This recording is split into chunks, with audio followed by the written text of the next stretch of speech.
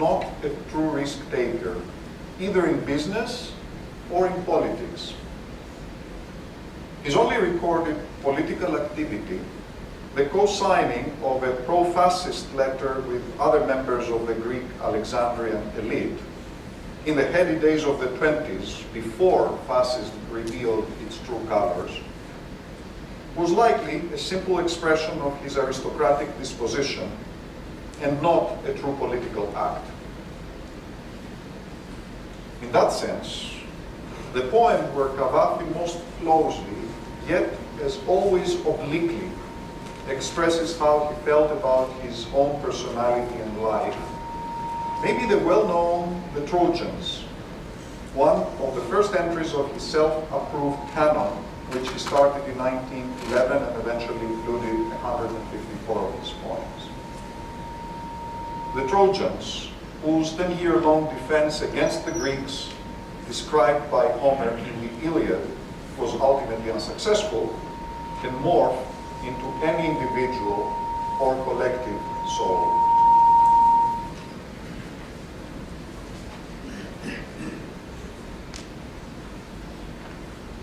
Τρώες. Είναι οι προσπάθειές μας των συφοριασμένων. Είναι οι προσπάθειές μας σαν των τρόγων. Κομμάτι κατορθώνουμε, κομμάτι παίρνουμε απάνω μας και αρχίζουμε να έχουμε θάρρος και καλές ελπίδες. Μα πάντα κάτι βγαίνει και μας σταματά. Ο Αχιλλεύς στην τάφρονε μπροστά μας βγαίνει και με φωνές μεγάλες μας τρομάζει. Είναι οι προσπάθειές μας σαν τον τρόμο. Θαρούμε πως με απόφαση και τόλμη θα αλλάξουμε τη στίχη στην καταφορά και έξω στεκόμεθα να αγωνιστούμε. Αλλά όταν η μεγάλη κρίση έλθει, η τόλμη και η απόφαση μας χάνονται. Ταράτεται η ψυχή μας, παραλύει και ολόγυρα από τα τείχη τρέχουμε, ζητώντας να γλιτώσουμε με τη φυγή. Όμως οι πτώσεις μας είναι βεβαία. Επάνω στα τείχη άρχισεν ήδη ο θρήνος. Των ημερών μας αναμνήσεις κλαίν και αισθήματα. Πικρά για μας ο Πρίαμος και η Εκάβη κλαίνε.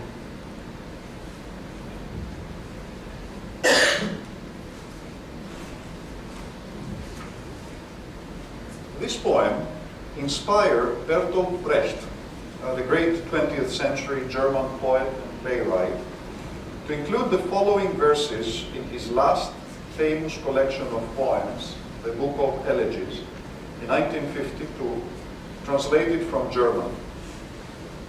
Reading a late Greek poet. At the time when their fall was certain, on the walls the lament for the dead had begun.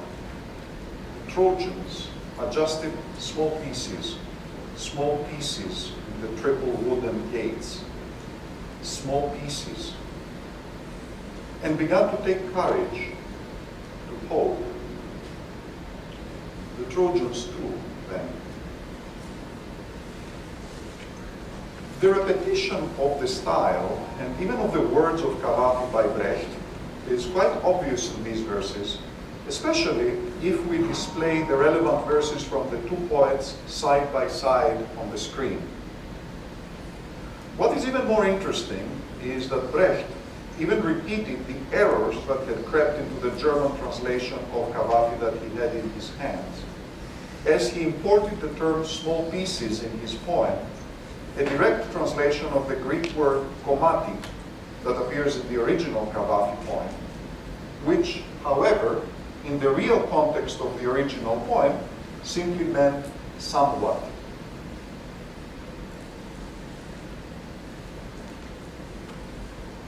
Almost unwittingly, this brings to mind another Cavafy poem, one he wrote late in life, and in which the strength of Hellenic culture is brought forth. This is a prince from Western Libya.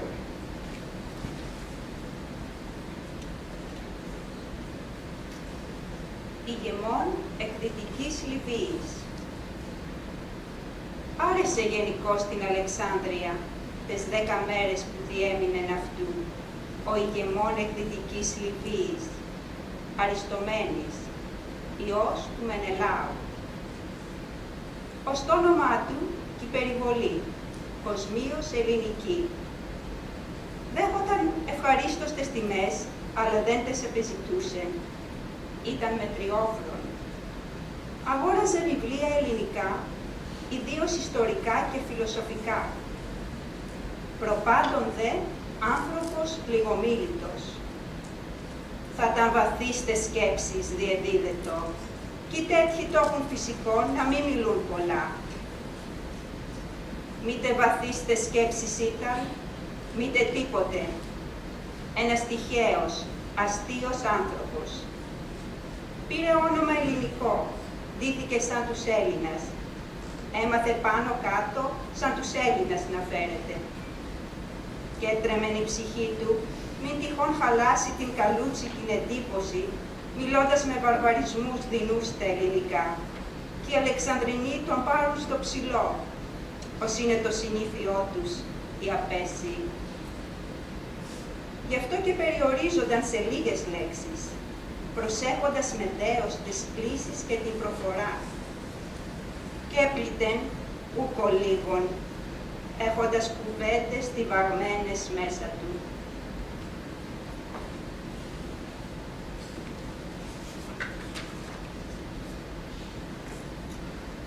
Melancholy in the confrontation with death is pervasive in the poet's work. But this is not melodramatic melancholy, it is quiet acceptance, and the reaffirmation that comes with it, as in The God Abandons Antony, inspired by the fate of Mark Antony, Cleopatra's Roman lover. This poem is set at the time of Antony's final departure from Alexandria to face the Caesar's navy at Actium, where he was defeated and subsequently committed suicide. Απολείπειν ο Θεός Αντώνιο. Σαν έξαφνα, ώρα μεσάνυχτα, ακουστεί αόρατος θίασος να περνά, με μουσικές εξαίσιες, με φωνές, την τύχη σου που ενδύει πια, τα έργα σου που απέτυχαν, τα σχέδια της ζωής σου που βγήκαν όλα πλάνες, μη ανοφέλετα θρηνήσεις, σαν έτοιμος από καιρό, σαν θαραλέος αποχαιρέτατη την Αλεξάνδρεια που φέρνει. Προπάντων να μην γελαστείς, μην πεις πως ήταν ένα όμηρο, πως απατήθηκε η ακοή σου. Μάταιες ελπίδες τέτοιες μην καταδεχτείς. Σαν έτοιμος από καιρό, σαν θαραλέος, σαν που ταιριάζησε που αξιώθηκες μια τέτοια πόλη, θυσίασε σταθερά προς το παράθυρο κι άκουσε με συγκίνηση, αλλά όχι με τον δειλόν τα παρακάλια και παράπονα, ως τελευταία απόλαυση τους ήχους, τα εξαίσια όργανα του μυστικού θειάσου και αποχαιρέτατη την Αλεξάνδρεια που χάνεις.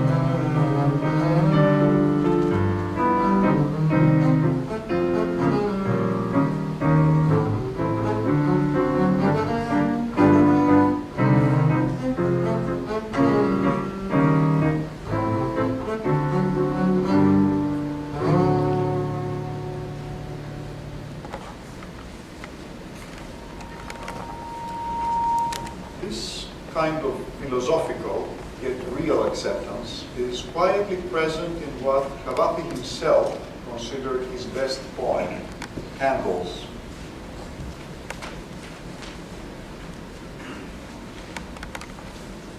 Κεριά. Του μέλλοντος οι μέρες στέκονται μπροστά μας σαν μια σειρά κεράκια αναμένα. Χρυσά, ζεστά και ζωηρά κεράκια. Οι περασμένες μέρες πίσω μένουν. Μια θλιβερή γραμμή κεριών σβησμένων. Τα πιο κοντά βγάζουν καπνόν ακόμη. Κρύα κεριά, λιωμένα και κυρτά. Δεν θέλω να τα βλέπω. Με λυπεί η μορφή των και με λυπεί το πρώτο φως των να θυμούμαι. Εμπρός κοιτάζω τα αναμένα μου κεριά. Δεν θέλω να γυρίσω, να μη δυο και φρίξω. Τι γρήγορα που η σκοτεινή γραμμή μακραίνει, τι γρήγορα που τα σβηστά κεριά πληθαίνουν.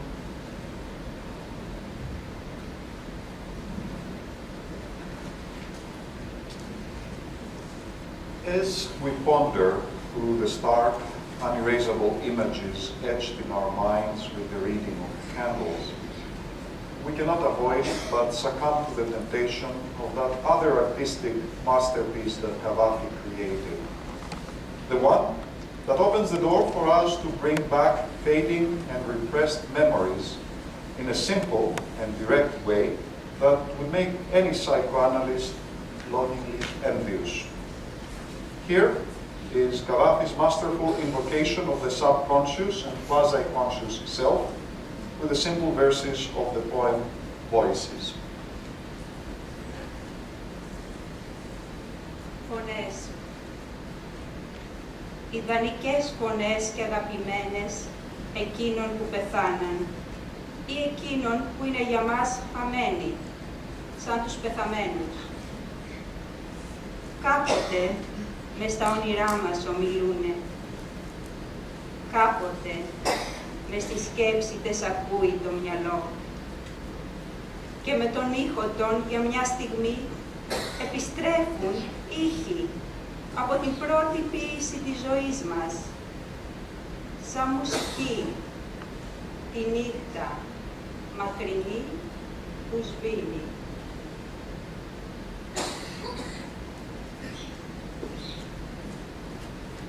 Life's learnings and the irony of late wisdom haunt us closest than ever in the tired peregrinations of an old man. A poem originally written by Cavafy in his early 30s and reworked, never to his entire satisfaction, over many years. This is one of the few poems of Cavafy that rhyme. Even non-Greek speaking listeners may be able to make out the distinctive rhyme as we read it in Greek.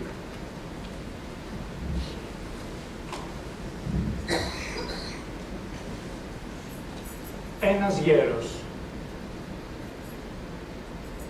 Του καφενείου του Βοερού, το μέσα μέρος, σκυμμένο στο τραπέζι, κάθεται ένας γέρος, με μια εφημερίδα εμπρός του, χωρίς συντροφιά. Και μες των άθλιων γυρατιών την καταφρόνια, σκέπτεται πόσο λίγο χάρηκε τα χρόνια, που είχε και δύναμη, και λόγο, και μορφιά. Ξέρει που γέρασε πολύ, το νιώθει, το κοιτάζει. Και εν τούτης, ο καιρός που ήταν νέος μοιάζει σαν χθες. Τι διάστημα μικρό, τι διάστημα μικρό. Και συλλογέται η φρόνησης πώς τον εγέλα και πώς την εμπιστεύονταν πάντα, τι τρέλα, την ψεύτρα που του έλεγε «Αύριο έχεις πολύ καιρό». Θυμάται ορμές που βάσταγε και πόση χαρά θυσίαζε. Την άμυαλη του γνώση, κάθε ευκαιρία χαμένη, τώρα την εμπέζει. Μα από το πολύ να σκέπτεται και να θυμάται, ο γέρος εζαλίστηκε και αποκοιμάται, στου καφενείου ακουμπισμένος το τραπέζι.